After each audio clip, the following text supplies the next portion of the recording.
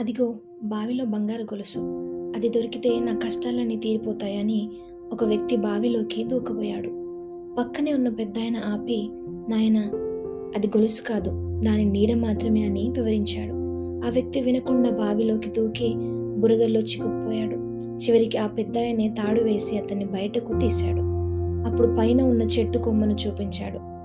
అక్కడ నిజమైన గొలుసు వేలాడుతుంది. నీ చూపు కేవలం కింద పడే నీడల మీదే ఉంది, అందుకే పైన ఉన్న నిజాన్ని చూడలేకపోయావు అన్నాడు పెద్దాయన. తొందరపాటుతో తీసుకునే నిర్ణయాలు నిన్ను ప్రమాదంలో పడేస్తాయి. అనుభవం ఉన్నవారి మాట వినడం నిన్ను, నీ సమయాన్ని కాపాడుతుంది. మెరిసేదంతా బంగారం అనుకుంటే అది నిన్ను బురదలోకి లాగుతుంది. నిజాన్ని తెలుసుకోకుండా నిర్ణయం తీసుకోకు. ఆలోచనకు అనుభవాన్ని తోడు చేసుకుంటేనే విజయం నీదవుతుంది. వీడియో నచ్చితే లైక్, షేర్ అండ్ సబ్స్క్రైబ్.